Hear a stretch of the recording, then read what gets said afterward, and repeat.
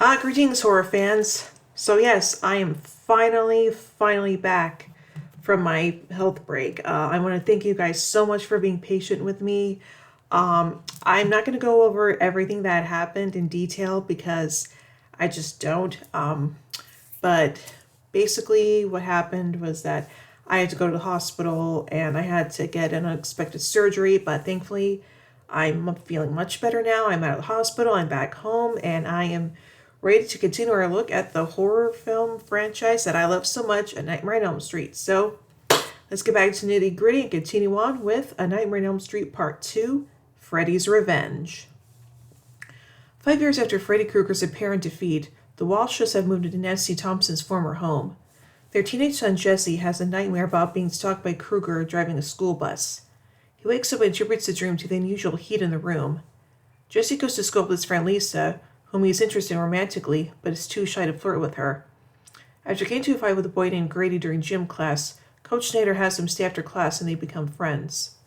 Lisa comes to visit Jesse after school and they discover Nancy Thompson's diary detailing her nightmares, which are strikingly similar to Jesse's. Small fires happen around the house, which culminates in the spontaneous combustion of their pet birds. Jesse's father accuses him of sabotage. The following night, Jesse has a nightmare where he encounters Freddy, who tells him to kill for him. The dreams go more intense and Jesse unsuccessfully attempts different measures to keep himself awake. He eventually begins wandering the streets at night. One night, he is caught by Schneider ordering a drink in a gay bar and is made to run laps at school as punishment. After sending Jesse to the showers, Schneider is attacked by an unseen force that drags him to the showers. Jesse vanishes into the steam and Freddy emerges, killing Schneider by slashing his back. Afterwards, Jesse is horrified to see the glove on his hand. He is escorted home by police after being found wandering the streets naked. His parents begin to suspect that Jesse may be on drugs or mentally disturbed. Lisa takes Jesse to an abandoned factory where Freddy Krueger worked, but they find nothing there. The following night, Jesse goes to Lisa's pool party and kisses her in the cabana, but his body begins to change and he leaves in a panic. He goes to Grady's house, confesses to killing Schneider, and instructs Grady to watch him as he sleeps and try to stop him if he tries to leave. When Grady eventually falls asleep, Freddy emerges from Jesse's body and kills Grady. Freddy then changes back to Jesse, who finds himself looking at Freddy's laughing reflection in Grady's mirror.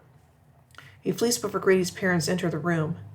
Returning to Lisa's house, Jesse tells her what is going on. Lisa realizes that Jesse's terror is giving Freddy his strength, but he cannot stop fearing him and transforms again. Freddy locks Lisa's parents in their bedroom and attacks her, but he realizes he cannot harm her due to Jesse's influence. Freddy goes outside where he begins to slaughter the partygoers. Lisa's father emerges with a shotgun. Lisa stops him from shooting Freddy, who escapes in a ball of flame. Lisa drives to the factory, facing sudden nightmares and having to control her fear before confronting Freddy. She pleads with Jesse to fight Freddy, but Freddy's hold is too strong. When Lisa confesses her love for Jesse and kisses Freddy, Jesse begins to fight back. Freddy combusts and turns to ash, from which Jesse emerges. Later, as Jesse, Lisa, and Lisa's friend Carrie taking the bus to school, Jesse begins to notice similarities to his original nightmare and panics.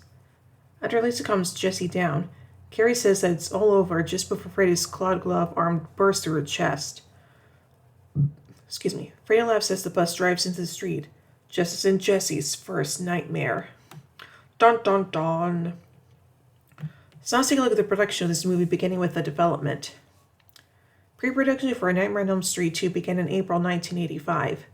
Screenwriter Leslie Bone pitched the producers with his idea of using pregnancy and possession as a plot device for the second film. Quote, "My concept was an homage to Rosemary's Baby. I came up with a plot that had a new family move into the house. A teenage boy, his pregnant mother, and a stepfather the boy didn't get along with. It was a real bloody, scary idea, much more physical and realistic because the dream reality stuff was less central to these movies then. My story was more of a possession scenario with Freddy getting inside the mother's womb, controlling the fetus. But it only passed on it because executive Sarah Reicher was pregnant at the time, and I understand the idea upset her. So I wanted to have a Kashkin's concept instead." The both films ending up using the spear possession concept, the pregnancy idea would eventually be used in the sequel, A Nightmare on Elm Street 5, The Dream Child, which Bowen will write the script for. Robert Shea offered Wes Craven the chance to direct again, but he turned down the offer since he had many problems with the script, such as a possessed parakeet that seemed very ridiculous to him, and a Freddy merging with the main character manifesting in real life at the pool party to kill scores of teenagers, of which many are bigger than him, which Craven thought would diminish Freddy's scare factor as Robert Englund is not very tall in stature. Jack Sholder, who previously written and directed Alone in the Dark for New Line, was offered to direct. In a 2020 interview, he explained that he had no interest in making horror films and that his initial feeling was to turn Robert Shea down. After realizing A Nightmare on Elm Street Part 2, Freddy's Revenge could put him on the map as a director, he said yes. The intro scene with Jesse's nightmare of Freddy driving the bus was carried over from the previous film. Craven was vehemently against Freddy appearing in person as the driver of the car in the epilogue scene, as he felt the story for Nancy, Tina, Rod, and Glenn should be self-contained in the first film. The compromise between him and Shea was therefore to use the idea of Freddy driving the vehicle for the sequel over any characters from Craven's film. The character Lisa Weber was named Lisa Paletti in the script. On Wes Craven's suggestions, Chaskin put more emphasis on Lisa in the film than he originally intended. He explains that Craven, quote, suggested that we shift the focus from Jesse, the male lead. In the script, the focus was on Jesse for 90% of the film, then it's shifted to Lisa's girlfriend. I pretty much added some focus on Lisa, and now it's like 50-50, end quote. And now let's take a look at the casting. Only Cinema originally thought to save money by simply using an unnamed extra in a rubber mask to play Freddy, as has been the case for masked, muted, impersonal killers like Jason Voorhees and Michael Myers, but reconsidered when they realized that the man had the gait and posture of a Dime Star monster, Frankenstein's monster, as opposed to Robert Englund's classically trained physical acting. The actor as Freddy still remained in one scene left in the film, during Coach Schneider's death scene in the shower, though obscured by excessive water steam. Realizing their mistake, the producers quickly brought back Englund for the rest of the film and series.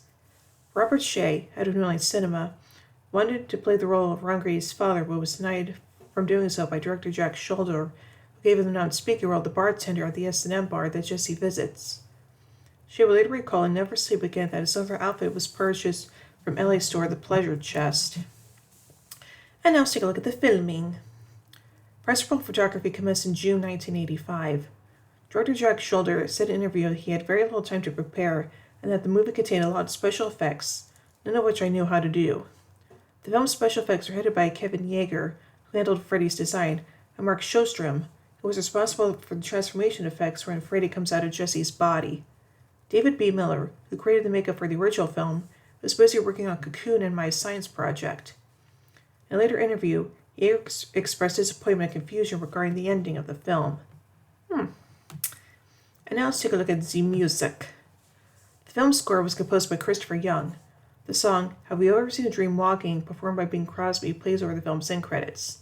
The songs Touch Me All Night Long by Fonda Rae, Whisper Scream by Bobby Orlando, On the Air Tonight by Willie Finlayson, Living in the Night by Skagerrak, and Tear of My Heart by the Reds are also featured in the film.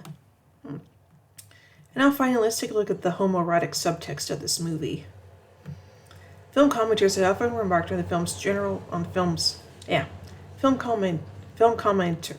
Film commentators have often remarked on the film's perceived homoerotic theme, claiming its subtext suggests Jesse is a repressed homosexual. They note in particular the scenes where he encounters his gym teacher at a fetish club and his flight to a male friend's house after he attempts to make out with his girlfriend at her pool party. Further, actor Mark Patton, who plays Jesse, played a role so often written as female in the subgenre, such as in the first film, that it became known as the final girl.